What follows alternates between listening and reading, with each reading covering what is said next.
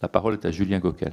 Bien, merci Monsieur le Président, mes chers collègues. Je tiens tout d'abord à remercier les rapporteurs et les membres de la délégation pour la qualité de leur travail pour ce rapport qui nous offre à la fois une vision complète de la situation politique, économique et sociale du Maroc et illustre évidemment aussi la richesse des relations franco-marocaines.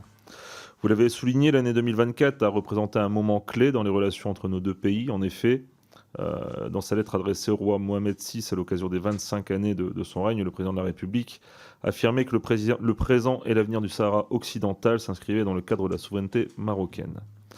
Alors, nous sommes évidemment attachés à l'amitié profonde et ancienne qui lie la France et le Maroc, vous le savez, mais nous devons aussi rappeler que cette déclaration de juillet 2024 a constitué un tournant diplomatique précipité et unilatéral, alors même que le gouvernement était démissionnaire et chargé d'expédier les affaires courantes.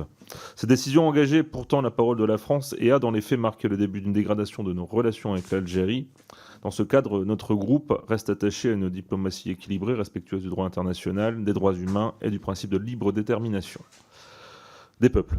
Voilà. La stabilité du Maghreb passe par le dialogue et la coopération, non par des gestes unilatéraux qui fragilisent notre crédibilité régionale. Et donc ma question est la suivante. Au regard de vos échanges sur place, comment les responsables marocains perçoivent-ils aujourd'hui ce changement de position française ?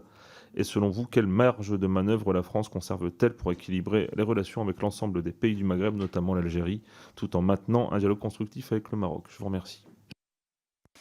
Voilà, merci. Qu'est-ce qui veut prendre cette question? Qu'est-ce qui veut y répondre? Vincent Ledoux. Oui, enfin, 2-3 mots qui ne sont pas des mots convenus, mais c'est ce qu'on a pu ressentir sur le terrain. Pardon, monsieur Gauck. Vous vouliez, Ah, pardon, merci.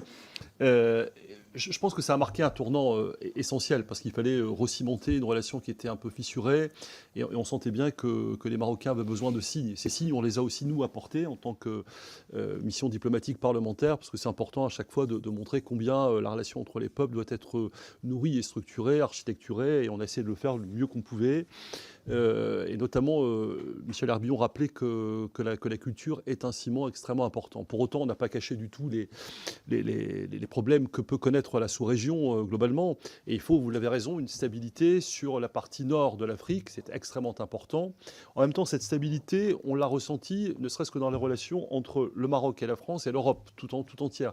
Encore une fois, le Maroc, aujourd'hui, je dis bien au moment où nous parlons, le Royaume du Maroc joue un rôle pacificateur et de stabilité sur cette sous-région et même au-delà, puisque notamment en matière religieuse, on a pu voir combien la structuration de l'enseignement était extrêmement importante et que beaucoup de personnes venant notamment du Mali et du Sénégal venaient au Maroc pour suivre un enseignement qui était un enseignement extrêmement rigoureux. Voilà. Alors, il ne nous appartient pas, naturellement, de juger ni de la qualité, ni de ce qu'il faut enseigner, mais en tout cas, pour nous, sur le plan religieux, c'était extrêmement important de ressentir combien les Marocains exprimaient la nécessité de fournir à leur communauté, notamment en France, des imams de qualité et des imams qui étaient effectivement des sujets de pacification et d'enseignement extrêmement authentiques pour la foi des croyants.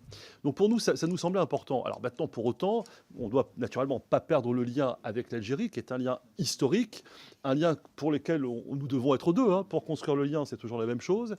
Mais le Maroc, aujourd'hui, exprime ce sentiment d'être une plateforme, c'est un mot un peu à la mode en ce moment, une plateforme de stabilité et de sécurité sur cette région. Alors, on ne peut pas aller au-delà, naturellement, de ce que je vous ai dit. On essaie d'avoir une relation équilibrée, mais en même temps d'exprimer, naturellement, une volonté d'intensifier, et notamment cet objet culturel qui est en train de se créer, avec un partenariat public-privé, est un objet qui, je pense, pourra permettre un rayonnement effectif de notre diplomatie, là-bas. Oui, je voulais dire à notre collègue Julien Gauquel que, évidemment, nous sommes aussi attachés à la relation avec l'Algérie, mais il faut savoir que la crise diplomatique qu'il y avait entre la France et le Maroc était la plus grande crise diplomatique entre nos deux pays depuis les années 60, en fait depuis l'affaire Ben Barka, pour ne citer qu'elle. Et il fallait absolument débloquer cette situation compte tenu quand même de l'importance que représente le Maroc dans la relation avec notre pays, de l'importance des investissements étrangers, l'importance que joue le Maroc dans la stabilité régionale. Bien entendu, et nous l'avons dit à plusieurs reprises ici dans cette commission, nous appelons de nos voeux une amélioration des relations